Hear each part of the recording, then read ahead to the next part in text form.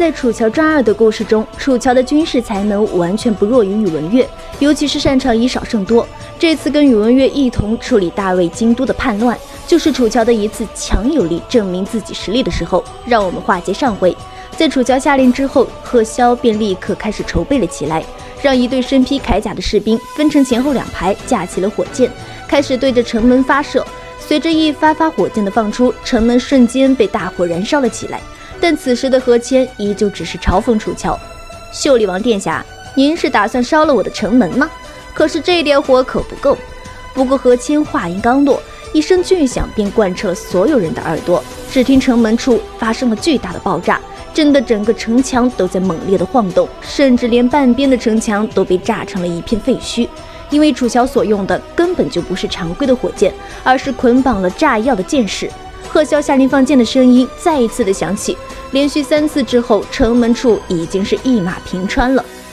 对面的人听着，马上放下武器，双手抱头蹲下，我们接受你们的投降，饶你们不死。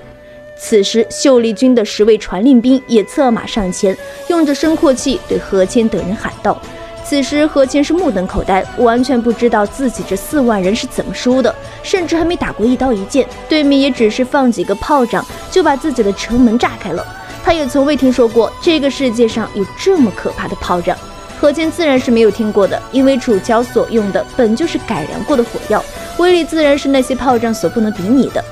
何将军，承让了。楚乔此时策马前来，居高临下的看着从城楼上掉下来的何谦说道，险些将何谦气得吐血。而很快宇文悦也带着3000名部下赶来，2人在此北城门处胜利会师。你怎么样？宇文悦在看到楚乔后，立刻上前关心地问道。此时楚乔依旧穿着那大红色的吉服，就连头上的凤冠都还没摘，眉心还画着8宝积雪落格，在如此狰狞的夜色里，看起来非常的端庄高贵。还好接到了你的信中信，知道有人会在大婚之日有所异动，只是没想到他们有这么大胆子。楚乔微微一笑，对着宇文悦回应道。在2人进行了短暂的交谈后，宇文悦便开始着手处理何谦等人的事情。对于何谦他们，宇文悦倒是没有重罚，只是让他回去告诉元阳，大魏京都他们不稀罕，白送给元阳了。说完，宇文悦就将楚乔抱上了自己的马，带着众人顺着敞开的大门离去。在楚乔和宇文悦大婚之前，宇文悦就跟袁彻察觉到了元阳会有异动，也正是元阳授意雁鸣关的守军私下放纵部下去招惹燕巡，然后在国内大肆宣扬燕北无战力的言论，挑拨朝堂之上好战之风，借此调动宇文悦手中的军队，然后通过承诺获得京都那些门阀的支持。就这样，元阳逐渐地削弱了宇文悦的实力。而宇文悦大婚当日，他是必须要返回京都成亲的，但是袁彻必须要留守在外，所以元阳便打算趁着这个机会将宇文悦铲除，然后再将叛贼的帽子扣在袁彻的头上，让他孤斩南明，这样元阳就能够稳坐大魏的皇位了。只是让元阳没想到的是，凭借他手中的3路大军，却还是被宇文悦和楚乔击溃。因为宇文悦驻守在大魏的青海军已经全部抵达，袁彻所带领的17万大军牢牢镇守在了邺城，跟宇文悦之间一北一西互成犄角，将京都牢牢控制在了股掌之间。元阳这一次输得不亏。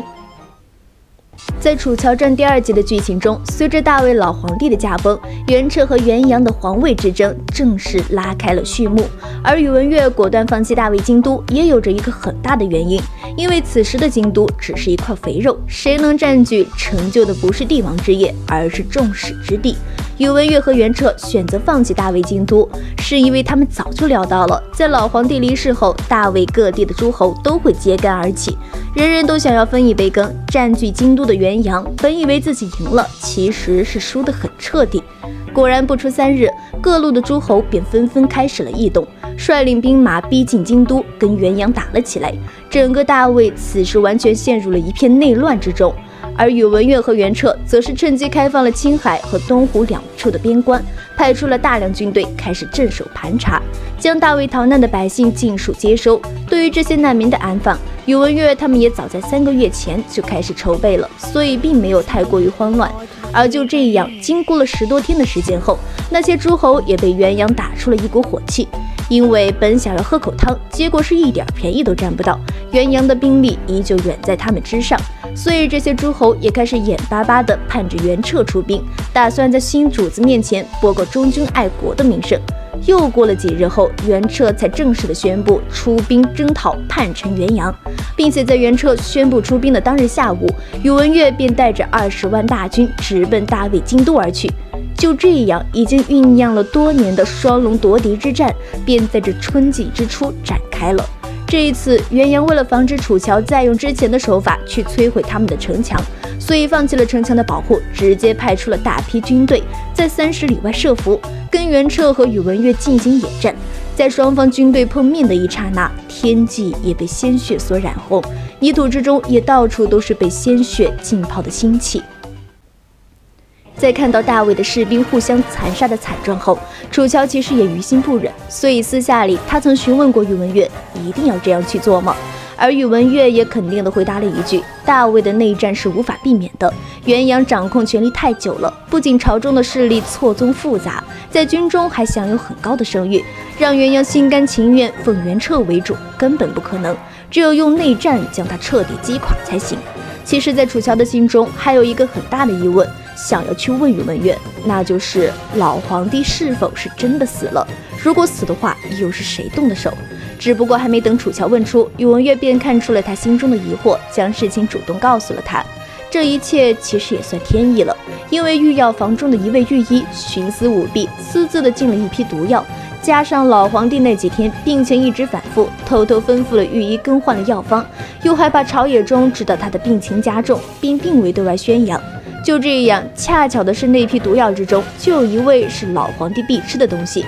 并且元阳也得知了这件事。就这样，元阳安排了人手进入了御药房中着手安排，但元阳的身边也同样有袁彻的人，所以袁彻得知了这件事。就这样，老皇帝一日复一日地吃着新药，并未发现任何不对。毕竟贴身的医官负责开药，试药的太监也是身体健康的。谨慎了一辈子的老皇帝，到头来没想到自己会死在一个贪污受贿的小医正的手中。而那2个儿子也知道这件事，却谁也没有想过要救他一命，足以看出这个老皇帝有多么的悲凉了。但除了楚乔心生许悲伤之外，另外一个对老皇帝生死感到悲凉的，恐怕就是远在燕北的燕巡了。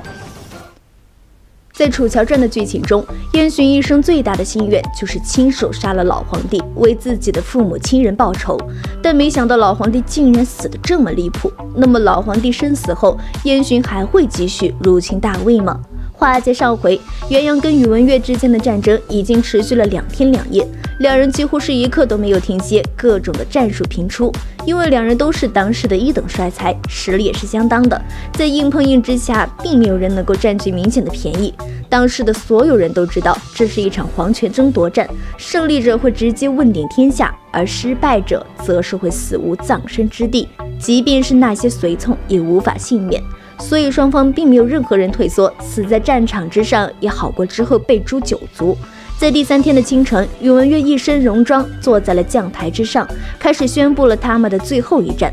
在下达了进攻的命令后，所有的战士纷纷抽出了自己的战刀。但是就在所有的战士们突然浴血奋战的时候，突然传来了一连串沉重的马蹄声，并且带着传信兵撕心裂肺的喊叫声：3000里加急战报，西南诸将军向帝都求援！3000里加急战报，西南诸将军向帝都求援！这位年轻的传信兵灰头土脸的骑着马直接冲入了战场之中，然后直接跪在了元阳面前喊道：这个传讯兵的出现不仅让袁彻有些愣住了，就连双方几十万的将士们全部都愣住了。而随着袁彻询问到底是出了何事，接下来传讯兵的一番话更是让袁彻脸色彻底的阴沉了下来。因为燕巡带着40万大军入侵，2日之内直接横扫了19个行省，西南地区此时已经沦为了焦土。这个消息可以说是让宇文悦和袁彻有些不敢置信。虽然他们现在正在内战，但是雁鸣关的兵马却一丝一毫都未曾调动。不论是元阳还是袁彻，都知道雁鸣关的重要性，所以仅仅几日时间，燕巡怎么可能攻破雁鸣关呢？司马大人，燕北攻破的并不是雁门关，而是白纸关啊！大梁国内大乱，晋安王妃举亲叛变，私自带兵打开了大梁的关口，放燕北军进入了大梁，使得整个大梁东南守军彻底被毁，国都都岌岌可危。如今燕北正联合怀宋大军一同攻打白纸关。随着传讯兵一字一句地说出这些话，当场的所有人全部都被震惊了。无论是袁彻还是宇文悦，甚至是楚乔，都没曾想到过。而在确认了消息的属实后，宇文悦和袁彻二人当即拍板，不再跟元阳去争夺那京都的龙位，而是立刻率领大军支援白纸关。整整1日的急行军，大军才赶到了西北地区。在短暂的休息了2个时辰后，他们便再度启程，赶往西南方向。大魏的生死存亡，此时就只能肩负在他们的身上。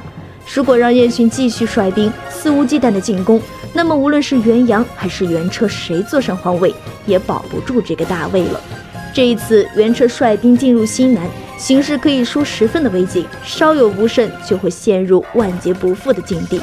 毕竟西南3路全部被燕北占领，大梁和大魏之间的道路被阻断，完全无法取得联系，并且楚乔在此时下定了一个决心，那就是前往大梁之中帮助萧策的那个儿子稳住局面，因为这是楚乔曾经答应过萧策的事情。那么这一次宇文悦和楚乔能否再度联手解决掉燕巡带来的危机呢？